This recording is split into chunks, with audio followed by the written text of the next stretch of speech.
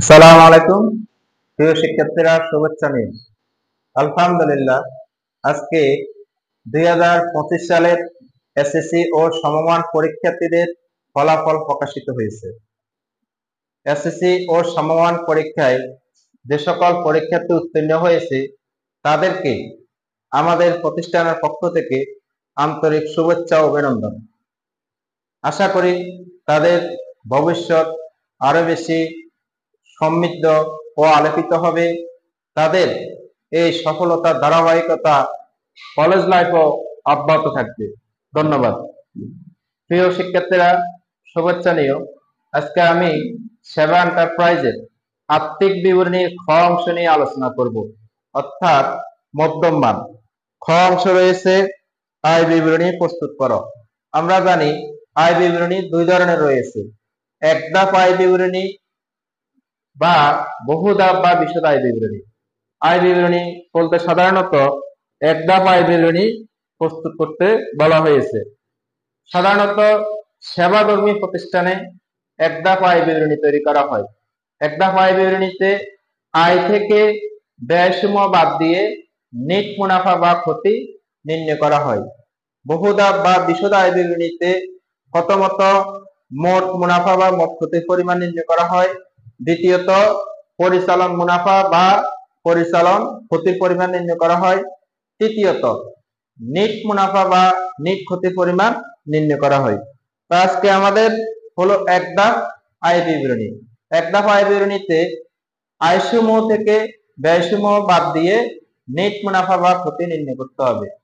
আয়ের চেয়ে ব্যয় বেশি হলে নেট ক্ষতি হয়, আয় বেশি হলে নেট মুনাফা হয়। তো আজকের প্রশ্নে আমাদের আয়সমূহের মধ্যে রয়েছে প্রথমত মোট সেবা রাজস্ব। ক হতে প্রাপ্ত মোট সেবা রাজস্বের পরিমাণ হলো 36,500 টাকা। আজকের প্রশ্নে আর কোনো আয় নাই।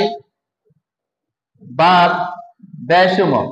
ব্যয়সমূহের মধ্যে রয়েছে ব্যবহৃত অফিস সরবরাহ, অর্থাৎ অফিস সরবরাহের যে অংশ ব্যবহৃত হয়েছে। অফিস সরবরাহ ছিল 12,500, তার মধ্যে অব্যবহৃত আছে 4,500। 12,500 থেকে 4,500 বাদ দেওয়ার পর আর আছে ব্যবহৃত অফিস সরবরাহের পরিমাণ হলো 8,000 টাকা। দ্বিতীয়ত ব্যয়সমূহের মধ্যে রয়েছে বীমা খরচ। বীমা খরচের সমন্বয়ে বলা আছে প্রতি মাসে 600 টাকা হারে অগ্রিম বীমা খরচ নিঃশেষ হয়, অর্থাৎ প্রতি মাসে 600 টাকা করে বীমা খরচ হয়।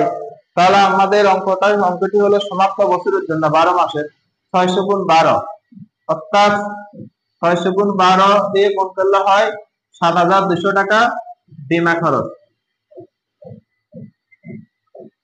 7,200 টাকা হলো বীমা খরচ। পরিবহন খরচ। পরিবহন খরচ 4,500 টাকা। পরিবহন খরচ আছে 4,500 টাকা। ব্যয়ের মধ্যে আছে অফিস সরঞ্জামের অবচয়। অফিস সরঞ্জামের অবচয় হলো 10%। অফিস সরঞ্জাম আছে 40,000 টাকা।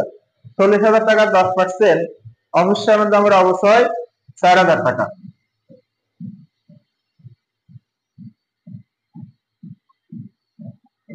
আমাদের ব্যয়ের মধ্যে আর অন্য কোনো আইটেম নাই। মোট ব্যয়ের পরিমাণ হলো 23,700 টাকা। 23,700 টাকা। আয় হলো 36,500 টাকা, ব্যয় হলো 23,700 টাকা। বাদ দেওয়ার পর নেট মুনাফার পরিমাণ হলো 12,800 টাকা। এই 12,800 টাকা হলো নেট মুনাফা, অর্থাৎ আয় থেকে ব্যয় বাদ দেওয়ার পর। আজকে আয়ের পরিমাণ বেশি, আয় থেকে ব্যয় বাদ দেওয়ার পর যদি আয়ের পরিমাণ বেশি হয় তাহলে নেট মুনাফা হয়। আজকে নেট মুনাফার পরিমাণ হলো 12,800 টাকা। পরিশেষে প্রিয় শিক্ষার্থীদের সাফল্য ও কল্যাণ কামনা করে আজকে এখানে শেষ করছি। ধন্যবাদ সবাইকে। আল্লাহ হাফেজ।